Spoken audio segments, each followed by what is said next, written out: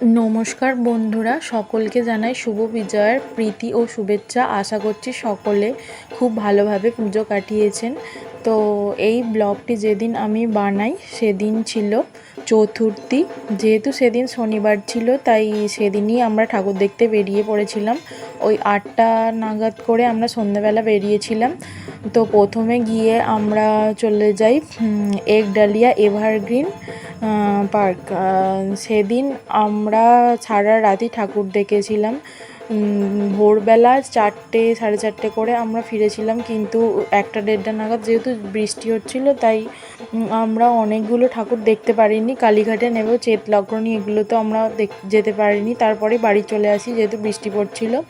তো এই প্যান্ডেলটার থিম হচ্ছে কোনো তিরুপতির একটা মন্দির বানিয়েছিল। এই প্যান্ডেলটা প্রত্যেক বছরই খুব বড় সড়ো করে বানায়, আর লাইটিংগুলো খুবই ভালো করে, আর ভিতরে ঝাড়বাতিগুলো অনেক বড় বড় হয়। তো প্যান্ডেলটা ভালোই ছিল। প্যান্ডেলের ভেতরে অনেক দেবীর ছোট ছোট মূর্তি করে ডেকোরেশন করা ছিল। তো প্যান্ডেলটা খুবই ভালো হচ্ছে। তো আপনারা পুরো প্যান্ডেলটা দেখে নিন একবার।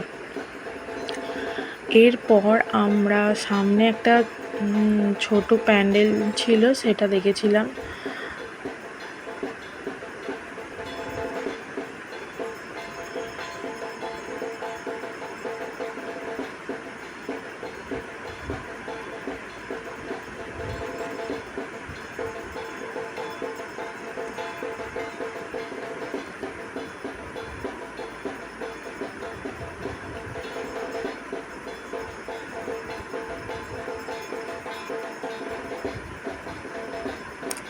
এরপর আমরা চলে গেছিলাম হিন্দুস্তান পার্ক।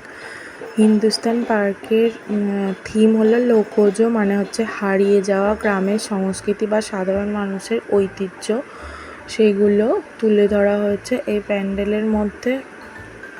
তো এই প্যান্ডেলটাও প্রত্যেক বছর খুব ভালো করেই করে।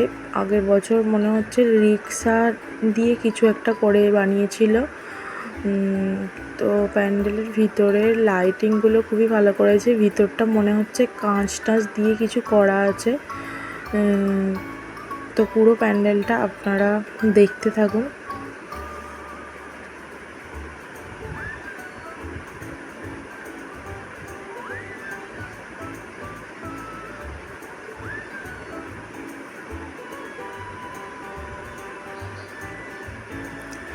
এরপর চলে গেছিলাম বালিগঞ্জ কালচারাল। এই প্যান্ডেলটার থিম হলো প্রথা, মানে পুরানো প্রথার সাথে নতুন একটা সংযোগ, মানে যে আগেকার যুগের যে পুরনো প্রথা ছিল তার সাথে একটা এই যুগের মানে নতুন একটা সংযোগ তৈরি করেছে। প্রতিমাটা তো খুবই ভালো করেছিল। এরপর চলে গেছিলাম সমাজসেবী সংঘ, যেটা থিম ছিল পথের পাঁচালী। তো পুরো প্যান্ডেলটা খুবই ভালো লেগেছিল। আমার সবথেকে বেস্ট লেগেছে এই সমাজসেবী সংঘের প্যান্ডেলটি। এটাও খুব ভালো করেছে।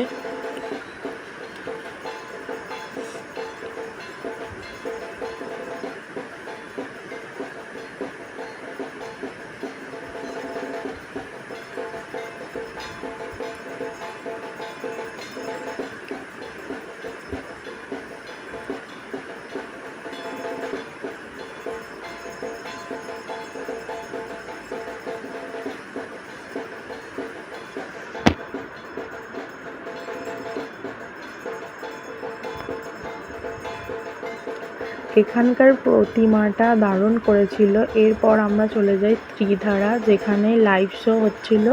এর থিম হলো অকাল বোধন, মানে যেখানে দুর্গাকে দেবী নয় বরং আদিশক্তি বা প্রকৃতির একটি অনাদৃত রূপ হিসেবে দেখানো হয়েছে। তো এখানে মন্দির, মানে কোনো কেদারনাথের আদলে কোনো একটা মন্দির করেছিল, আর ওখানে লাইভ পারফরমেন্সও হচ্ছিল। আর এটা লাস্ট হচ্ছে দেশপ্রিয় পার্ক। এখানে এবছর করেছিল কলম্বাসের কোনো বড় একটি জাহাজ। তো এটা একটু ছোটোখাটো টাইপের করেছে, কিন্তু ভিতরটা প্রত্যেক বছরই এখানে ভালো করে, যেহেতু বড় একটি মাঠে করে।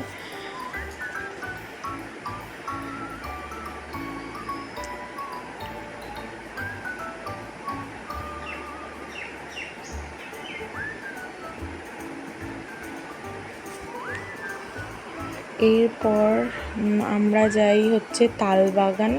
তালবাগানের এবছর থিম হচ্ছে পরিত্রাণ, মানে হচ্ছে মুক্তি, উদ্ধার বা রক্ষা করা, যেটা মানে সমস্ত কিছু থেকে রক্ষা করা। আর এখানে একটা লাইভ থিম করেছিল, যেখানে মানে মানুষ সময়ের সাথে নিজেকে মানিয়ে নিতে পারে না, সেই নিয়ে একটা থিম বানিয়েছিল। এখানকার প্রতিমাটা দারুণ করেছিল।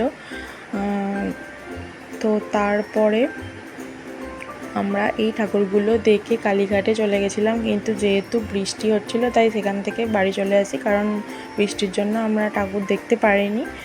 বাড়ি এসে আমরা 4টে সাড়ে 4টের সময় এসে ডিনার করে